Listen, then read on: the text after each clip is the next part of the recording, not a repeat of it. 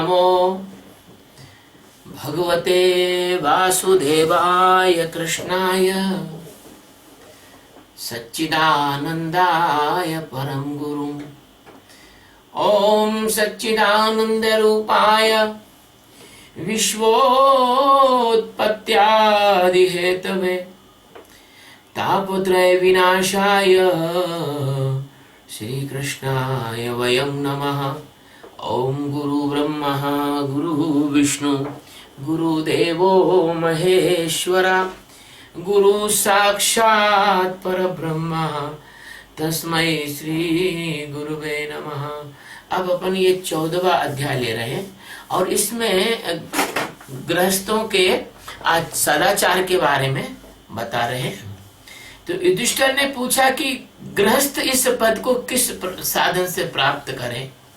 तब उनके गुरु जो है नारद जी वो बोले कि गृहस्थ धर्म के सारे कार्य करें और जो भी कर्म करें गृहस्थ धर्म के वो भगवान को समर्पित कर दें और बड़े बड़े महात्माओं की सेवा करें और समय निकालकर जो सद्गुरु हैं विरक्त पुरुष हैं उनका संग करें, भगवान की लीला अवतार की कथा सुने, आसक्ति बुद्धि छोड़ें और सत्संग के प्रभाव से, क्योंकि स्त्री पुरुष धन शरीर एक न एक दिन तो छूटने ही वाला है। एक चौथा श्लोक हुआ, बुद्धिमान पुरुष को आवश्यकता के अनुसार ही घर और शरीर की सेवा करना चाहिए, अधिक नहीं करना चाहिए। भीतर से विरक्त रहे और बाहर से रागी पुरुष के समान साधारण मनुष्य जैसा व्यवहार कर ले। ये 5वां श्लोक है। परिवारजनों की बातों का अनुमोदन करे और भीतर से ममता न रखे। ये 6वां श्लोक है। पदार्थों का प्रारब्ध अनुसार भोग करे, उनका संचय न करे, साधु सेवा में लगाए। ये 7वां श्लोक है।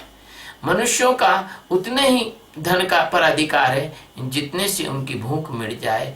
अधिक संपत्ति को जो अपना मानता है वह चोर है, उसे दंड मिलना चाहिए। ये 8वां श्लोक है। बताओ, भगवान ने कितनी स्पष्ट बात की। अधिक संपत्ति को जो अपना मानता है वह चोर है, उसे दंड मिलना चाहिए।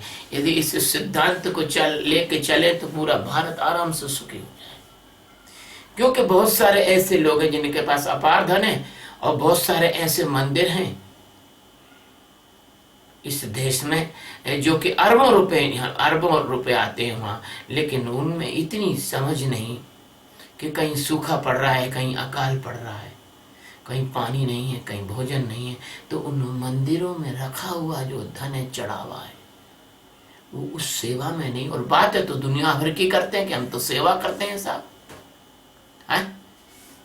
हम तो सेवा करते हैं और बात तो इतनी कर रहे हैं वो, और वहां तो 3-3 4-4 10-10 करोड़ रुपए का रोज चढ़ावा आ रहा है और वो पैसा न जाने कहां रख रहे हैं। ये नहीं कर सकते कि जैसे मान लीजिए कि लातूर के अंदर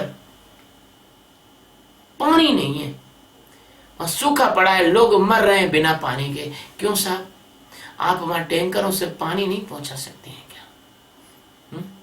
या मान लीजिए कि कहीं भोजन नहीं है, कहीं वस्त्र नहीं है, कहीं बीमारी फैल गई, तो कभी देखा कि भारत के बड़े बड़े मंदिरों की किसी समिति ने ये कहा हो कि नहीं भैया हम वहां इतना धन दान करेंगे? तो ये इस प्रकार का ये जो धार्मिक मूर्खता जो लोगों के अंदर है इसका खंडन भागवत करती है। और भागवत साफ कह रही है कि मनुष्यों का उतने ही धन पर अधिकार है जितने से उनकी भूख मिट जाए। अधिक संपत्ति हो को जो अपना मानता है वह चोर है, उसे दंड मिलना चाहिए, है ना। और भी मैं बोल देता हूँ, मंदिर मस्जिद गुरुद्वारा कोई भी धार्मिक स्थान चर्च वगैरह सबके लिए मैं एक साथ बोलता हूँ कि सबका कर्तव्य है ये। तो पशु पक्षियों को अपना पुत्रवत माने। मैंने एक बहुत अच्छी चीज देखी, पक्षी के बारे में देखा कि एक पक्षी मस्जिद की मुड़ेर पे बैठेगा लेकिन उसको दाना तो मंदिर में ही मिलेगा और हो सकता है मस्जिद में कोई गुलेल मार के उसको निवाला बना ले। इसलिए चाहे आप किसी भी धर्म को मानते हो, मैं तो कहता हूं मांसाहार तो किसी को भी नहीं करना चाहिए, किसी को भी नहीं करना चाहिए। पशु पक्षियों पे दया तो सबको करना चाहिए, नहीं तो वो धर्म कैसा है। तो यथा लाभ संतोष समस्त भोग सामग्री को कुत्ते पतित चांडाल पर्यंत सब प्राणियों को यथा योग्य बांट कर ही अपने काम में लेना चाहिए। अपनी स्त्री को भी अतिथि की निर्दोष सेवा में रखें। निर्दोष शब्द लिखना बहुत जरूरी है। स्त्री पर ममता हटा लें। मूर्ख लोग स्त्री के लिए प्राण भी दे देते हैं। माँ पिता गुरु तक को अपनी स्त्रियों के लिए मार डालते हैं। जिसने स्त्री से ममता हटा ली उसने भगवान, उसने, ये तो भागवत कह रही है, अब मैं क्या कहूं, ऐसा कैसा बोलता हूं, जिसने अपनी स्त्री से ममता हटा ली उसने भगवान पर भी विजय प्राप्त कर ली। कहां तो ये तुच्छ शरीर, इसकी आसक्ति स्त्री, और कहां अनंत आत्मा जो आकाश को भी ढके हुए हैं। 13वां श्लोक है। सभी रूपों में आत्मा का ही पूजन करे। आत्मा का पूजन करना मतलब आत्मा के ज्ञान को प्राप्त करके आत्मा के ज्ञान में ठहरे। यह एक ही परमेश्वर की विभिन्न रूपों की आराधना है। अगर उसने आत्मा ज्ञान प्राप्त करने के लिए अपना संकल्प किया और यह साधना की तो सबकी उसने आराधना कर ली। हे दुष्टर, वैसे तो समस्त यज्ञों के भोक्ता भगवान ही हैं, परंतु ब्राह्मण के मुख में अर्पित किए हुए हविष्यान्न से उनकी जैसी तृप्ति होती है वैसी अग्नि के मुख में हवन करने से भी नहीं होती। ब्राह्मण का तात्पर्य यहाँ ब्रह्मवेत्ता लेना। ये ब्राह्मण ही के गर्भ से जन्म लेने वाला ब्राह्मण सब ब्राह्मण नहीं हो सकते। जन्मने जायते शूद्रा संस्कारी विप्र संभव, है ना। जिसमें आत्मज्ञान हो, जो आत्मज्ञान के लिए प्रयत्नरत हो, जो आत्मज्ञान का आदर करता हो, जो आत्मज्ञानी मनुष्यों की सेवा भी करता हो, वहां तक भी अपन उसको ब्राह्मण मान सकते हैं। लेकिन जो ब्राह्मण आत्मज्ञानियों की निंदा करता हो, जो ब्राह्मण अपने कर्मकांड और अपने लोगों को ठगने के लिए मंगल शनि राहु केतु ज्योतिष ये मुहूर्त वो मुहूर्त इस चक्कर में लोगों को तरह तरह के भय से दिखाकर, शगुन अपशगुन का भय दिखाकर लोगों का धन लूटता हो, उस ब्राह्मण को भागवत स्वीकृत नहीं करती। इसलिए ब्राह्मण देवता मनुष्य आदि सभी प्राणियों में यथा योग्य उनकी उपयुक्त सामग्री के द्वारा सबके हृदय में अंतर्यामी रूप से विराजे भगवान की पूजा करना चाहिए। इसमें प्रधानता ब्राह्मण को दी गई है, ब्राह्मणों को दी गई है। 18वां श्लोक है। यही बात गीता में भी कही है भगवान ने। सबसे पवित्र देश वह है जिसमें सत्पात्र मिलते हो, यानी जिज्ञासु मिलते हो, जहां तप विद्या और दया आदि गुणों से युक्त ब्राह्मणों के परिवार निवास करते हो। तप विद्या और दया, तप यानी क्या, परमात्मा के लिए हर तरह का कष्ट सहने की तैयारी। विद्या क्या, ब्रह्म विद्या। दया क्या, सब में परमात्मा का दर्शन। इन गुणों से युक्त ब्राह्मण परिवार निवास करते हो जहां जहां भगवान की पूजा होती हो।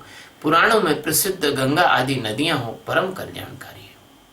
पुष्कर आदि सरोवर, सिद्ध पुरुष द्वारा सेवित कुरुक्षेत्र, गया, प्रयाग, पुलहाश्रम, शालिग्राम क्षेत्र, नैमिषारण्य, फाल्गुन, सेतुबंध, देखो आ गया सेतुबंध रामेश्वर, यहाँ प्रभास, द्वारिका, काशी, मथुरा, पंपासर, बिंदु सरोवर, बद्रिकाश्रम, अलखनंदा, सीता राम जी के आश्रम, अयोध्या, चित्रकूट, महेंद्र, मलय, इन स्थानों पर जो पुण्य कर्म किए जाते हैं उसका 1000 गुना फल मिलता है।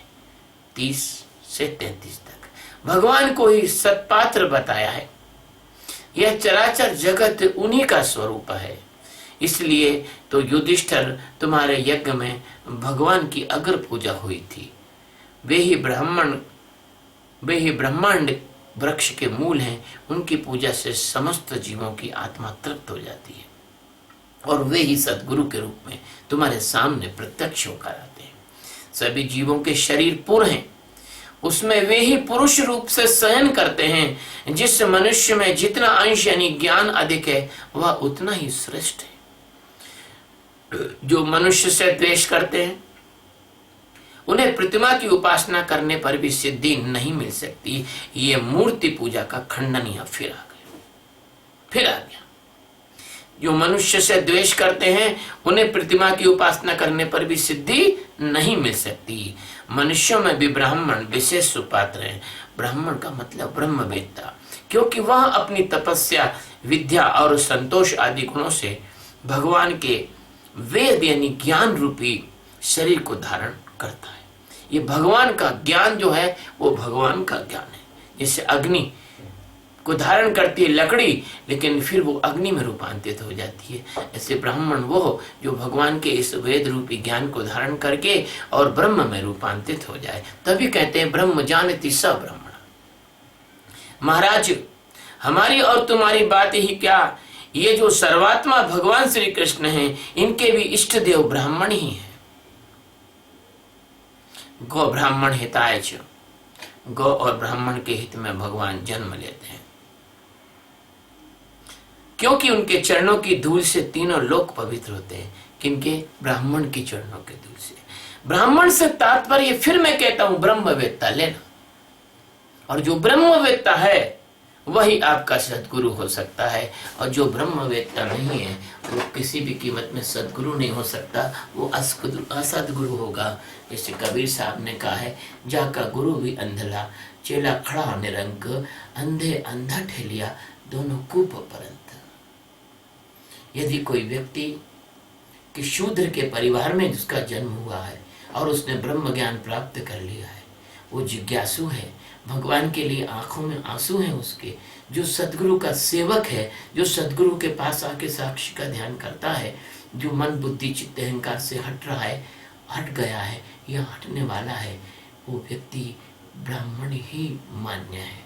क्यों? कि तुम्हारे जितने भी शास्त्र हैं, तुम्हारे गीता रामायण से लेके तो भागवत से लेके जितने भी शास्त्र हैं, उनमें कहीं पर भी ब्राह्मण क्षत्रिय वैश्य शूद्र का वर्ण जाति के आधार पर, जन्म के आधार पर नहीं बताया गया। गीता के 18वें अध्याय के 41वें श्लोक को देख लो, या गीता के अंदर जो लिखा है चातुर्वर्णम मया सृष्टा गुण कर्म विभाग सा, तो चाहे वो देख लो और चाहे इस भागवत को देख लो, चाहे भागवत के विभिन्न सोपानों में लिखे हुए उपदेशों को देख लो, कहीं पर भी जन्म का उल्लेख नहीं है, हमेशा गुण और स्वभाव और कर्म का उल्लेख है।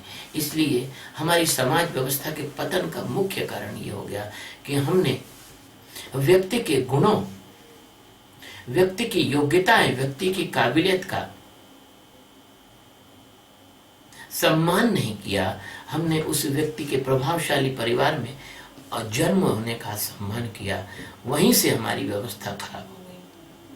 कोई व्यक्ति परमात्मा का बोध ही नहीं उसे, वो तो पैसे के लिए दौड़ रहा है, वो ब्राह्मण नहीं, वो वैश्य है। किसी व्यक्ति को शील, नम्रता, परमात्मा के ज्ञान को प्राप्त करने की कोई त्वरा, तीव्रता, अभिप्सा, जिज्ञासा है ही नहीं, वो तो जब बात बात में लड़ने और मारने को तैयार खड़ा है, वो क्षत्रिय है, वो ब्राह्मण नहीं। किसी व्यक्ति में कुछ समझ ही नहीं है, वो जान ही नहीं रहा, उससे ना तो ब्राह्मण का काम हो रहा है, ना उसका वैश्य का काम हो रहा है, ना उससे क्षत्रिय का काम हो रहा है। हाँ, वो सेवा अच्छी कर सकता है, उसमें सेवा की अच्छी योग्यता है, तो उसको हमारे महर्षियों ने, ऋषियों ने उसकी योग्यता के अनुसार उसको काम दिया। इसलिए यह अध्याय पूरा होता है 14वां, श्रीमन्नारायण नारायण हरि हरि, श्रीमन्नारायण नारायण हरि हरि। ओ